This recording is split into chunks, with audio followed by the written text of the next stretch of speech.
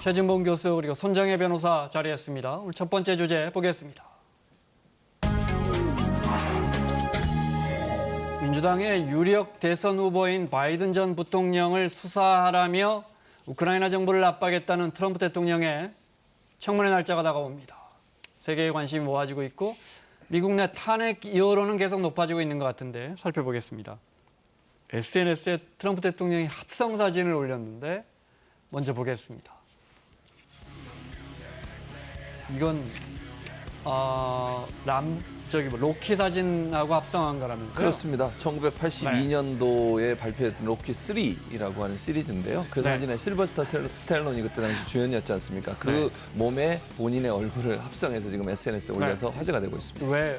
왜 이런 그러니까 사진만 올라오고 메시지가 없다 보니까 정확하게 어떤 의도로 이 사진을 이게 올린 원본이군요. 것이냐.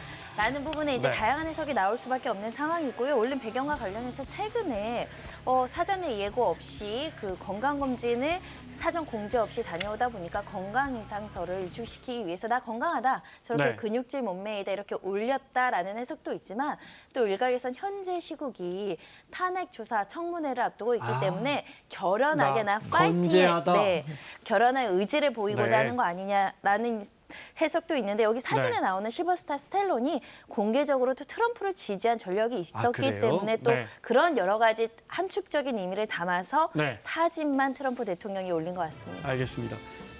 트럼프 대통령이 올해 나이가 70... 그러니까 74세라고 하니까 74살. 건강상 뭐 의상설이 발생할 수도 있는 그런 나이긴 하지만 현재 나는 굉장히 건강하다라고 트럼프 대통령이 밝혔습니다. 70대 중반은 뭐 워낙 건강들 하시니까요. 탄핵 이야기 하겠습니다. 탄핵 절차에 들어간 배경이 어떻게 됩니까? 일단 바이든 지금 현재 민주당이 대선 후보 중에 가장 유력한 대선 후보입니다. 그리고 잘 아시는 것처럼 지난번에 부통령을 지냈죠. 부통령을 지낼 당시 오바마 대통령의 부통령이었죠. 그 당시에. 그런데 이제 트럼프 대통령 측의 주장입니다. 그 당시에 부통령으로 재직하면서 우크라이나에 있는 검찰총장을 사임하게 해라. 라고 압력을 가했다는 겁니다. 이유가 뭐냐? 이 바이든 전 부통령의 아들이 우크라이나에 있는 가장 큰 에너지 기업의 사회이사를 하고 있어요. 2014년부터. 근데 2016년도에 아마 그 회사와 관련된 조사가 있었던 것 같아요. 우크라이나 검찰이. 그렇죠. 그러니까 검찰총장을 사임시키라고 우크라이나 대통령한테 압력을 가했다.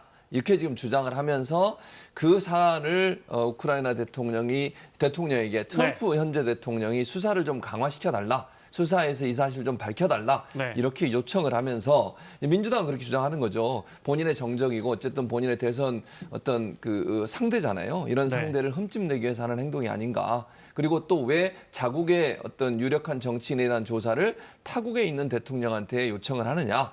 이게 바로 스캔들이다. 이렇게 지금 주장을 하고 있습니다. 자, 정리하면 바이든 전 부통령의 아들이 우크라이나에 있는 한 에너지 기업에서 사회이사로 일하고 있는데 여기 무슨 비리와 연루가 돼서 우크라이나 검찰이 바이든 전 대통령의 아들을 조사하려고 했더니 바이든 당시 부통령이 우크라이나 그 검찰총장 당시 부통령이었던가요? 압력을 가한 그 혐의가 있으니까 트럼프 대통령이 우크라이나 지금 정부에게 대통령한테 전화해서 그것 좀 조사해봐, 수사 좀 해라고 압력을 가한 거 아니냐. 바이든 조사해 이렇게. 맞습니다. 알겠습니다. 본인은 물론 트럼프 대통령은 부인하고 있고요. 그렇습니다. 트럼프 대통령은 그렇게 하지 않았다고 주장을 하고 있고요. 근데 그렇게 하지 않았다고 주장하는 것이 어떤 뉘앙스냐면 그러니까 전화를 한 건 맞다. 그런데 이거는 적법한 절차인 거지 문제가 없다고 주장을 해요. 지금 트럼프 대통령은. 왜냐하면 이건 권력형 비리라고 볼 수 있는데 그 비리에 대해서 타국에 있는 대통령한테 내가 조사해달라고 요청하는 게 문제가 되느냐 이렇게 주장을 하는데 거기에 또 하나 문제가 발생합니다. 우리가 지금 얘기했던 거에 플러스해서 뭐가 문제가 되냐면 그 조사를 압박하면서 조건을 걸었어요. 뭐냐면 원조를 제공하기로 했거든요. 그러니까 미국이 우크라이나에 군사 관련된 원조를 제공하기로 했는데 그 원조를 하지 않을 수도 있다라고 하는 말을 뉘앙스를 던지면서 조사를 해달라. 그러면서 이제 만약에 사실이면 진짜 일이 커지는 거죠. 그렇죠. 그리고 또 하나는 뭐가 있냐면 우리 그 자기 화이트하우스에 와서 정상회담 하는 거 그거 해주겠다. 이런 어떤 딜을 했다고 하는 거. 당근도 제시하고. 그렇죠. 그런 문제 때문에 논란이 되고 있습니다. 자, 그래서 청문회가 시작됐고 그런데 주요 국무부 고위 외교관들이 어떻게 이야기하는지 다 이 의혹이 맞다는 식으로 이야기합니다. 보겠습니다. 트럼프 대통령과의 정상회담을 원하는 우크라이나 대통령에게 트럼프 대통령이 바이든 전 대통령에 대한 수사를 해라. 또 그러면 안보 지원도 You 해주겠다. described conditions for the security assistance and the White House meeting in those terms. That 네, is, 자기가 들었다는 that were 거예요. dependent 네. upon, conditioned on pursuing these investigations. 그래서 우크라이나가 지금 러시아의 위협에 시달리는데 그렇지 않으면 수사 안 하면 군사 지원을 보류하겠다고 압박했다는 거예요. With the hold, we have already shaken their faith in us. I also said I think it's crazy to withhold security assistance for help with the political campaign. Is it in the national interest of the United States? In my opinion, it is not. 자, 저 보세요. 국무부 부차관보 뭐 이런 현재 국무부 고위 관료들이 나와서 자기가 볼 때는 이거 트럼프 대통령이 잘못한 것 같다고 이야기를 해버려요. 그러니까 네. 우크라이나에 전화 통화한 그 자체가 부적절하다. 그리고 정상회담을 조건으로 내세운 것도 부적절하다. 이렇게 네. 그 외교부 관계자들, 고위 외교관들도 이렇게 이제 증언을 했다라고 알려지고 있고요. 이 평가가 어떻게 될 것인가의 문제입니다. 지금 탄핵을 해야 된다라고 바라보는 입장에서는 어떻게 주장을 하냐면 바이든 전 부통령이 단순히 부통령이 신분이기 때문에 문제가 되는 것이 아니라 차기 대통령의 유력 경쟁자라는 거죠. 유력 네. 경쟁자에 대해서 이렇게 견제 목적으로 더군다나 타국에게 이런 조사를 해라 어떻게 하는 것은 한마디로 말하면 지금의 대통령이 선거 개입 행위를 하는 거다. 더군다나 네. 타국의 어떤 권한까지 위임을 받아서 이 개입을 시키는 것은 위헌적이다 이렇게 주장을 하는 것이고요. 미국 연방 헌법 보시면 우리나라랑 구조는 조금 다르지만 사유는 비슷합니다. 뭐 반역죄, 뇌물수수죄, 중대한 범죄 행위가 있을 때는 탄핵, 소추와 의결이 네. 가능하도록 되어 있는데 현재 이런 행위는 매우 위헌적인 범죄다 이런 주장이 나와 네. 있는 상황입니다. 자, 미국 외저 추수감사절 때 며칠 전이었었는데 백악관에서 왜 저 칠면조 풀어주면서 사면식 하잖아요. 그렇죠. 트럼프 대통령이 뭐라고 하는지 잠깐 보시죠. 네. 며칠 전에 백악관에서 추수감사절 앞두고 전통에 따라 칠면조 사면식이 거행됐는데요. 풀어주는 거예요. 근데 올해 칠면조로 선정된 버터와 브레드를 이렇게 소개해요. Thankfully, bread and butter have been specially raised by the Jacksons to remain calm under any condition, which will be very important because they've already received subpoenas to appear in Adam Schiff's basement on Thursday. It's true.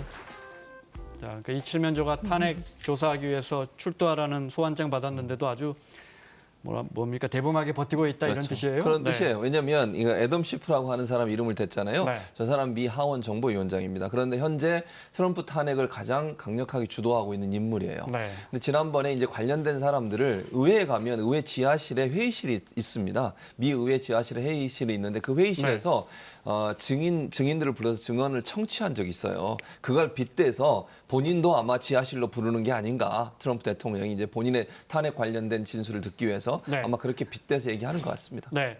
12월 4일부터 이제 탄핵 조사 청문회 트럼프 대통령을 대상으로 한 그렇습니다. 시작합니다. 네. 일단 안 나갈 수도 있다고요? 그럴 가능성이 있어요. 근데 네. 이제 지난번에 그 낸시 팔로시 하원 의장이 뭐라고 얘기를 했냐면 나오는 게 좋겠다라고 대통령한테 얘기를 했어요. 그랬더니 대통령의 답변이 뭐였냐? 강력하게 생각해 보겠다. 뭐 강력하다는 표현을 영어를 직역하다 보는데 뭐 심각하게 고민해 보겠다 이런 뜻이라고 보여지는데 저는 이제 트럼프의 네. 어떤 그 성향을 보면 의외로 또 나올 수도 있지 않나는 생각도 들어요. 근데 본인이 나오진 않아도 되고요. 변호사가 대신 나올 수도 있습니다. 승부사라서. 그럴 네. 수도. 그래서 아마 본인이 나와서 그냥 직설적인 화법. 네. 지금도 사실은 청문회 관련해서 여러 증인들 진술할 때마다 트위터로 계속 그 사람들 비난하는 글을 올렸거든요. 네. 그런 스타일이라고 하면 또 의외로 깜짝 나올 수도 있지 않나 이런 생각도 듭니다. 네.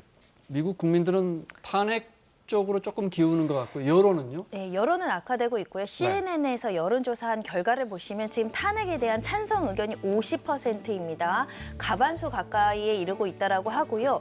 트럼프 대통령에 대한 여론도 이제 급속히 악화되고 있는데 네. 실제로 이 탄핵이 우리나라도 굉장히 어려운 절차지만 말씀하신 탄핵 청문회나 이런 조사가 마쳐진다고 하더라도 하원에서 탄핵 소추를 할 것인지 말 것인지의 투표가 있어야 되고요. 네. 과반수로 이제 동의를 받아야 됩니다. 네.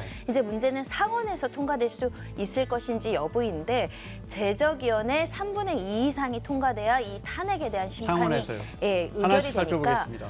하원은 민주당이 더 많죠. 네, 여기는 민주당이 더 과반수로. 많다 보니까 지금 435석 중에 민주당이 235석 여긴 가까이 과반이면 탄핵안이 하원은 통과하죠. 하원은 이제 소추까지는 무난하게 통과될 가능성이 높은 거기까지는 상황인데 가는데 상원 가면 상원에서는 공화당이 현재 다수당이기 때문에 네, 또는 게다가 공화당이 훨씬 더 또 반대 의견을 개진하고 있는 게다가 상황이라서 과반도 아니고 3분의 2 네, 상원에서는 3분의 2까지는 사실상 이게 중대한 범죄 행위로 명확하다라고 네. 판단돼야 통과 가능성이 높은데 현재 이 부정부패 비리에 그럼 대통령이 침묵해야 되느냐 트럼프 대통령이 이렇게 지금 반격하고 있기 때문에 네. 향후 여론이 악화되는 것과 상관없이 상원에서 통과 여부는 미지수입니다.